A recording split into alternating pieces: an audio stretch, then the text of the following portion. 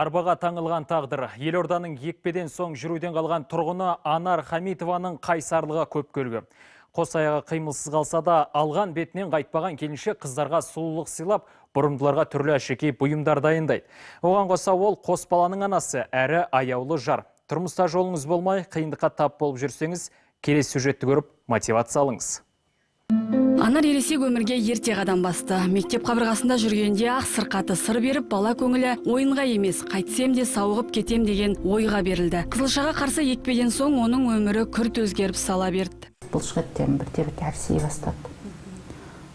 Бірінші көзімнен бастап, көзім жабылып, постоянно шаршап жүрдім, сосын қолым, аяғым, сосын бірте-бірте сөйлей алмай қалдым, жұта алмай қалдым тамақ. Сосын демалмай қалдым. Дәрігерлер диагнозын біраз бұрмалапты әуелде. Әрі кетсе 30 жасқа дейін өмір сүресің деп те кесіп айтады. Содан бері салы суға кетпей, күндіз түні ғаламтор ақтарып, бармаған жері, баспаған тауы қалмады. Нәтижесінде Анардың балалық шағын ұрлаған дерттің миастения екені анықталды. Миастенияны сол қойғаннан кейін уже маған айтты, өмір бойы осы дәріге тәуелді болып өмір бойы жүресің. Дәріні ішпесем, мен 4 сағат сайын ішпесем, даже сіздермен сөйлесе алмаймын. Тілім тартылып, сөйлей алмай отырам. Соткым зарядка батарея алады, сол сияқты менікі.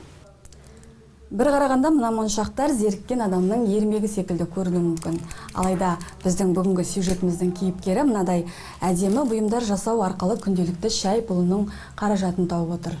Қазір енді ақша тапшылығына байланысты, ақша жоқтығына байланысты сатуыма тура келеді. Жазды күні далаға көшеге шығып сатам.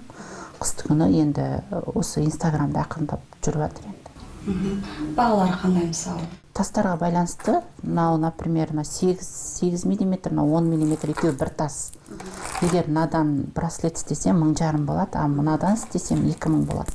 Құрғыр дерт кәсіп түгілі үй шаруасына да мұрша бермейді кейде. Буыны босайды, ентіге тіпті қасық ұстауға да шамасы келмей қалады. Сондай сәтте көмекке келетін жан енесі.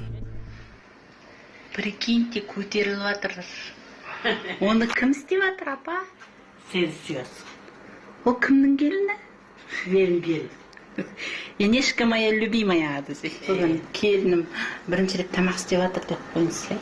Тамақ істемейсіз. Шай жасамайсыз. Бәрін істейді. Өзі мені қарап, андай тамағымды әкеп береді. Қолдан істемей қалғанда, сол үшеуміз қазір отырамыз. Үшеумізді бір-бірден қасықтап тамақтандырады. Күйеуім жоқта. Күйеуім өзі мені қарайды ғой былай.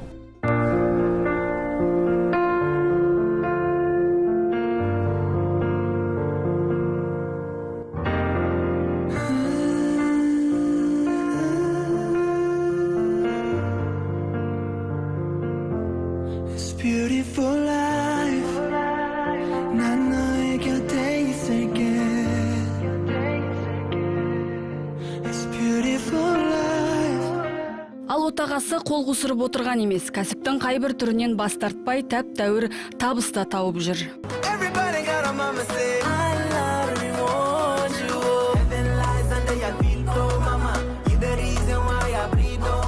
Анардың тағдыры туралы осы уақытқа дейін аз айтылған жоқ. Оның өмірге деген құлшынысын қанша дәріптесең де артық емес. Тек қазір сыртқа шығып серігуді сиретті. Себебі арбасы істен шығып жығылғанға жұдырық болып тұр. Айғаным Достанбай, Айтжан Отызбаев, Сенбілік жаңалықтар.